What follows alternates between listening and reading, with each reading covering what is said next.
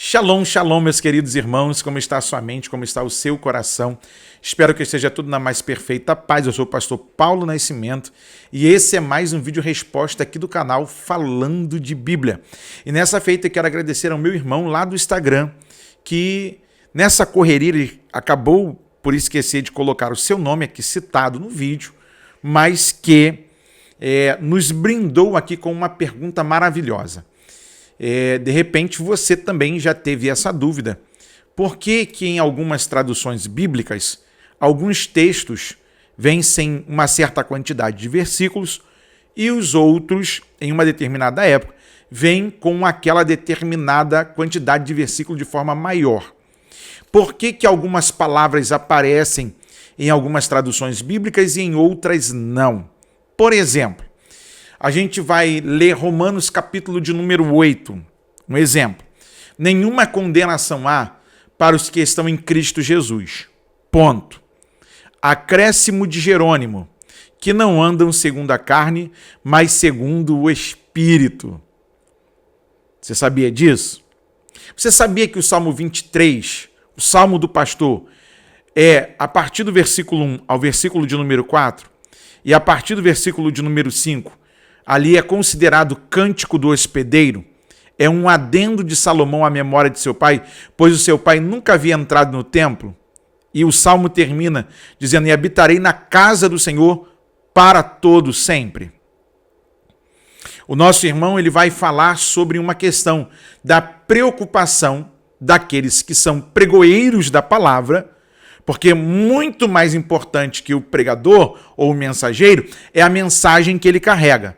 Dá uma olhadinha na pergunta do nosso irmão aí. Shalom, pastor, que Deus abençoe.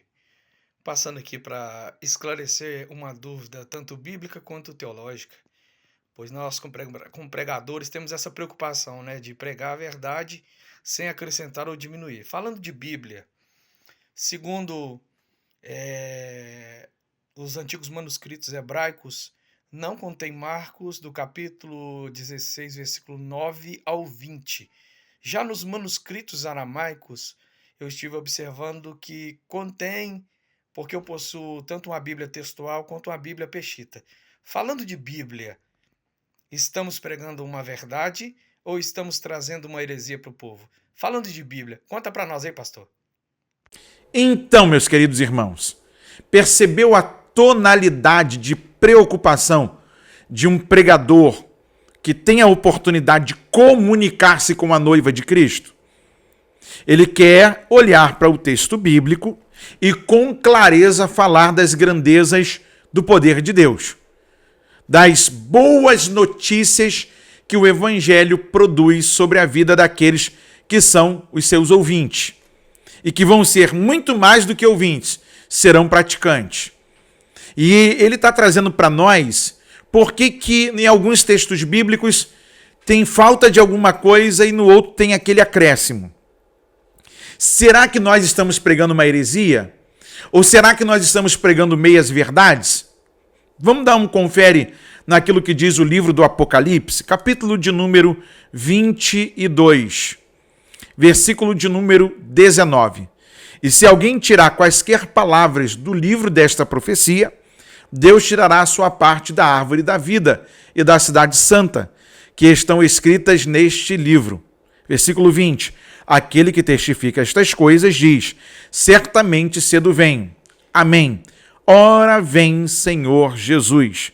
A graça de nosso Senhor Jesus Cristo seja com todos vós. Amém. Versículo de número 19, nós vamos fazer uma vez mais a leitura. E se alguém tirar quaisquer palavras do livro desta profecia, Deus tirará a sua parte da árvore da vida e da cidade santa, que estão escritas neste livro. Querido, a mensagem central da Bíblia é o amor de Deus manifesto em Jesus Cristo.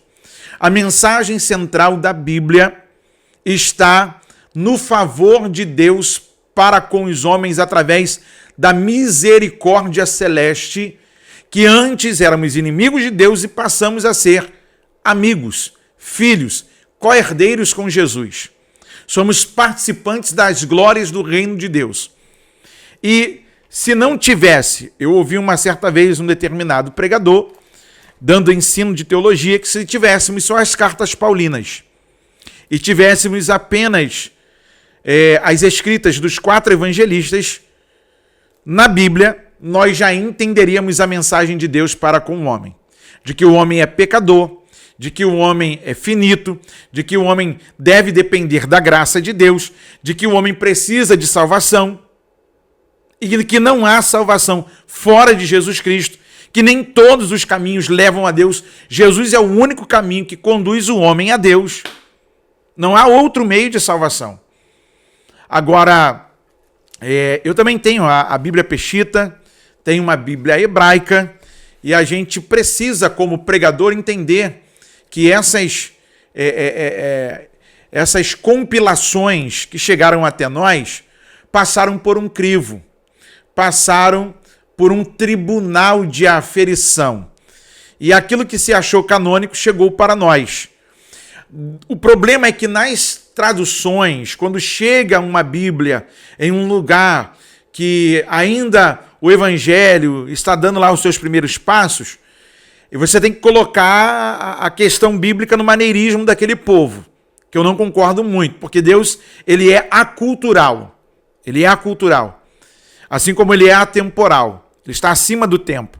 E aí o que acontece? Por conta disso, há essas situações, por exemplo, de trocas de palavras. Só que o sentido central da Bíblia é que o homem não nasceu para viver perdido. E que há uma realidade para nós, que passando-se dessa vida, você vai chegar ao dia do juízo. Ou você vai para uma eternidade com Cristo, ou você vai para uma eternidade de condenação, e onde você vai cumprir a sentença pela qual você viveu no corpo, na terra. Então, meu querido amado irmão, não há problemas.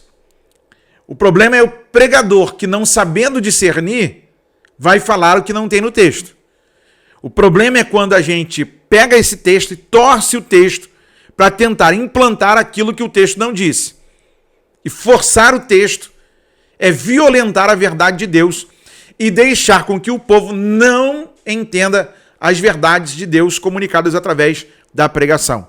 Muito obrigado pelo carinho, 1000 desculpas por não citar o seu nome aqui, porque estou na correria aqui no estúdio hoje, mas não posso deixar de fazer esse vídeo resposta para o amado irmão e para outros demais irmãos que também têm essa dúvida.